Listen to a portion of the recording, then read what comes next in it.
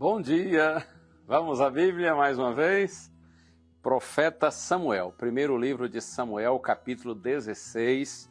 Leia os versos 13 e 14. Observe bem o contraste entre esses dois versos. Samuel pegou o chifre do azeite e ungiu Davi no meio dos seus irmãos.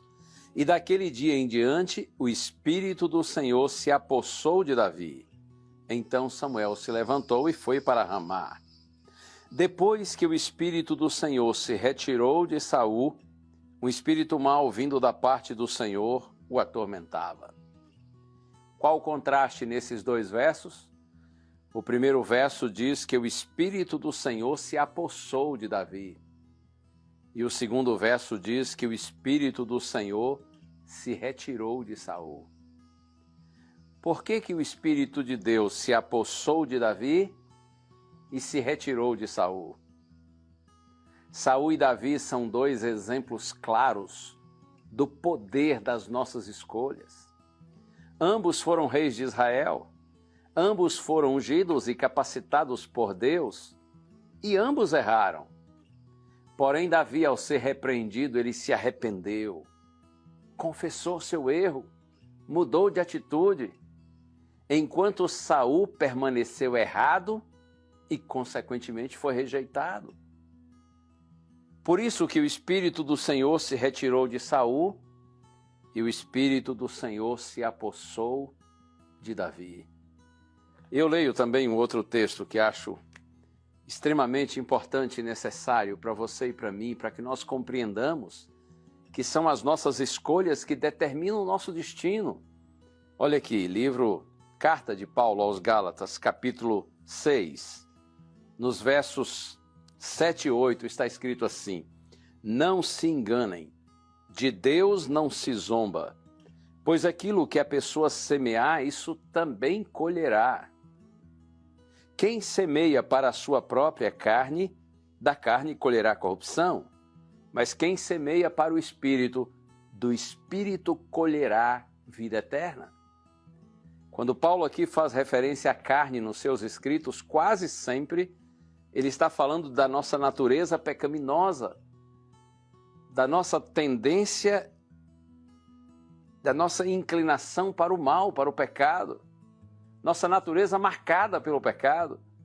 Então Paulo diz assim: quem se inclina para as coisas da carne colherá corrupção. Ou seja, quem procura viver de acordo com sua natureza pecaminosa, está caminhando na corrupção e vai colher corrupção, ou seja, vai sofrer. Porque o pecado parece de graça, mas na verdade o seu custo é elevadíssimo.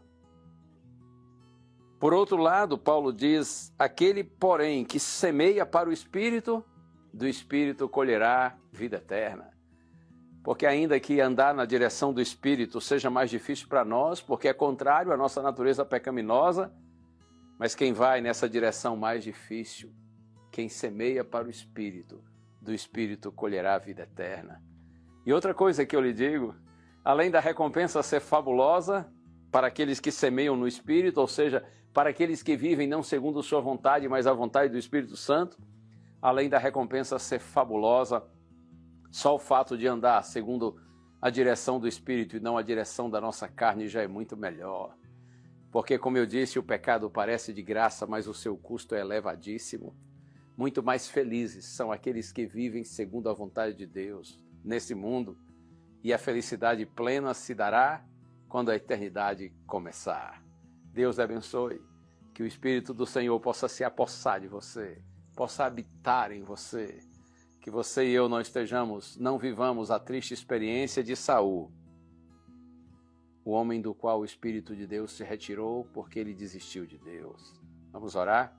Senhor, pedimos-te por tua graça, fica conosco, Senhor, e ajuda-nos assim como Davi, apesar de falhos e fraquinhos, termos um coração humilde que se arrepende, que confessa, que abandona o erro e busca viver uma nova vida pelo Espírito.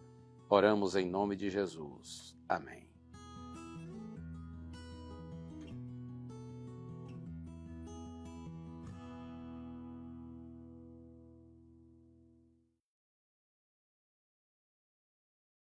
Bom dia. Pense nisso hoje. O tempo e a vida são os melhores professores. Que cada manhã traga um novo ensinamento e que possamos sempre crescer e evoluir. Tenha um ótimo dia. Que cada passo que você der hoje seja rumo ao sucesso. Que Deus abençoe a sua vida.